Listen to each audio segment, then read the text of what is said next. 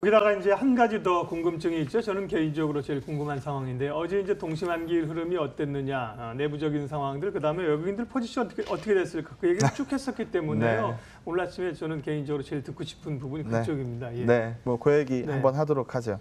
일부러 네. 어제 전일까지의 움직임만 먼저 한 장을 준비를 네. 했고요. 그 다음 페이지서부터는 어제 내용을 반영해서 페이지를 준비를 했습니다. 여기 한번 보시면은요. 우리 지난번에도 뭐 얘기 많이 했죠. 외국인의 숏은 몰리는데 시장이 빠지지 않더라. 그러면 외국인들 입장에서는 아마 빠르게 채워내야 될 물건들이 분명히 존재할 거다. 청산 들어오면 그때 우리 방송에서 똑같이 얘기했죠. 땡큐라고 얘기를 했습니다. 지금 여기서 보시는 것처럼 한 차례 뭐 등락이 있긴 했습니다만 꽤나 빠른 속도로 청산을 채워줬죠. 옆 그림에서 보는 것처럼 뭐 최근 6거래일, 7거래일 동안에 뭐 거의 뭐 3조 가까이 들어왔으니까요. 뭐 이 물건들은 땡큐하고 받았어요. 근데 문제는 이걸 받아도 이전에 뭐 매도세로 안고 있었던 누적 매도분이 워낙 컸었던 상황이기 때문에 물론 이 제로 위로 올라가는 거는 과도한 포지션입니다. 우리가 이걸 봤기 때문에 그래요. 이걸 봤기 때문에 현물도 매수고 선물도 매수고 이 포지션을 워낙 오래 봤기 때문에 이게 정상인 줄 아시는 분들이 많이 계신데요. 사실 외국인의 선물 포지션은 매도가 맞습니다. 왜냐하면 어느 날 갑자기 외국인들이 들고 있는 현물을 다 때릴 수가 없어요. 그 불가능하잖아요. 외국인의 보유분이 어느 날 갑자기 현물 포지션이 제로가 된다. 이거 불가능한 얘기입니다. 근데 시장이 좀 어려워질 것 같아요. 그럼 외국인들은 뭐 일정 부분 현물을 팔겠죠. 근데 현물을 팔면 갖고 있는 보유분의 이 가치의 변동에 상당 부분 영향을 미칠 수밖에 없거든요. 그리고 나서 좋아지는 그림이 봤을 때 다시 산다라고 하면 이거는 또 시장에 영향을 미치는 영향을 뭐 간과할 수가 없어요. 그러다 보니까 선물 포지션 가지고 해지를 거는 겁니다. 그러니까 현물 포지션은 플러스 값을 들고 있으니까 해지, 뭐 쉴드 값을 치려고 하면은 선물이 매수가 가야 돼요, 매도가 가야 돼요. 매도로 가야죠. 그래서 예. 여기서 이제 해지 포지션, 이 상세 포지션을 만들어내는 건데 일반적으로 외국인의 선물은 누적 매도가 어느 정도는 맞습니다.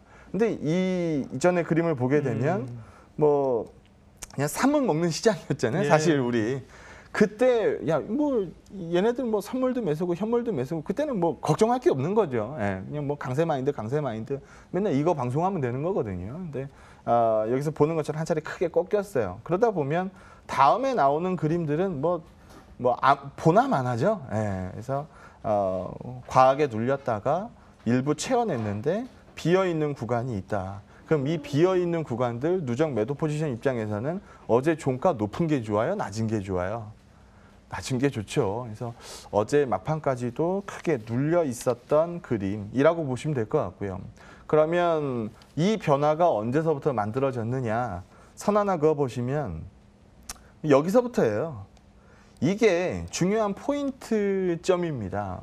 뭐가 있냐 하면 5월 31일 우리 종가로 해가지고 중국 A주 MSCI EM 인덱스 편입 이슈가 있었죠.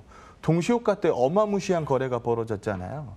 그때 이후서부터 외국인들의 비차익이 플러스로 돌기 시작했습니다. 그래서 이미 이 5월 말일자로 해서 이 누적 매도 포지션이 풀리기 시작했었던 거고 그 자리를 외국인 선물 매수와 비차익으로 채워가고 있었던 상황이고 어제는 정산 차익 극대화 과정에서 일부 좀 늘리는 그림이 나왔을 뿐이라는 거죠. 그래서 외국인의 주판 아래 뭐 가장 적합한 종가가 나왔다라고 봐도 과언이 아니고요. 막판 10분 동안에 있었던 이 수급 변화를 보여드리는 건데요. 사실 이런 자료를 뽑으려고 그러면은 다음날 이 내용을 방송하겠다라고 하면은 저는 3시 20분서부터 캡처를 시작을 해야 되거든요. 3시 20분에 캡처 한 번, 끝나고 나서 캡처 한 번. 그래서 내일 방송에 쓰겠다라는 확고한 의지 아니면은 캡처를 놓칠 수밖에 없는데 뭐 다음날 방송 이거 써야 되니까 저는 캡처를 뜨죠. 그래서 3시 20분 모습을 보게 되면 외국인 현물값 5,200억 들어가 있었고요. 기관 현물값 200억 정도 들어가 있었고 선물은 뭐 900억 정도 마이너스 들어가 있었던 상황입니다. 네, 끝나고 나니까요. 소폭 줄고 뭐 큰 폭의 변화는 아니었어요. 사실 여기도 매도값으로 소폭 좀 늘고 뭐 선물값도 뭐 약간 매도가 좀 줄고 큰 폭의 변화는 어제 사실상 없었습니다. 근데 내부로 들어가서 보면요. 뭐 여기서 보는 것처럼 외국인도 플러스 값으로 들어왔고 기관들은 매도 값이 오히려 커졌거든요. 근데 프로그램 수급을 한번 보게 되면 외국인은 비차익에서 한 2,800억 팔다가 여기서 보시는 것처럼 매도 폭을 줄였어요. 이 부분이 외국인 총수급으로 반영이 된 거죠. 그럼 여긴 오케이입니다. 기관 수급을 한번 보게 되면 기관 수급은 비차익에서 182억 들어오다가 1,320억으로 오히려 늘었거든요. 앞 페이지에 봤을 때 기관 수급은 막판 10분 동안에 마이너스가 늘었는데 기계적인 움직임으로 보게 되면 플러스가 큰 값으로 튀었습니다. 그러면 뒤집어서 얘기하면 뭘까요? 손가락은 어제 이 막판 10분 동안에 매도 버튼을 누른 손가락은 외국인이 아니고 기관이었다라는 거예요. 그래서 기관들 나올 물건 거의 없다라는 얘기 많이 들으셨을 텐데 그마저도 빡빡 긁어서 나온 상황입니다. 외국인들은 정산 차익을 그대로 끌고 갔고요. 그래서 어제 막판 동시호가에 나왔던 움직임, 뭐 어제 하루 종일 장이 무거웠으니까요. 뭐 그 부분들 만기일이라 그래라고 그냥 이해하고 넘길 수 있는 그림들이 충분히 존재하고요. 그래서 간밤 야간 선물을 바탕으로 해서 오늘은 돌리는 기대감 쪽, 오늘 환히 좀 부담으로 다가오겠습니다만 돌리는 기대감은 충분히 가질만하다라고 말씀드리도록 하겠습니다. 나름 뭐 예측한 시나리오대로 갔다. 네. 선물 옵션 동시 만기일에서 큰 쇼크는 없었다는 얘기이세요. 그러면 이제 외국인들은 여전히 어쨌든 선물은 매도 포지션이 네. 한 거죠. 9월물로 이미 스프레드 네. 매도를 타고 넘어갔으니까요. 네. 일정 부분의 매도 포지션들은 지금 안고 있는 상태입니다. 네. 예. 그 부분을 얼마나 더 줄이느냐가 이제 네. 관건인데요. 네. 예. 자, 전략 좀 정리할 텐데 다음 한 주를 장효혁 팀장님 뭐 회사 일과 또 개인적인 일로 방송을 못 오시는데 네. 예, 어찌실라 그래요? 네, 한 주 동안의 시장 흐름에 대해서 또 그러게요. 궁금하신 분들은 네, 가시기 전에 전략 뭐 한 주 전략을 주시고 가셔야 되나? 네. 제가 개인적인 사정으로 네. 다음 주에 이제 방송을 네. 못 나오는데요.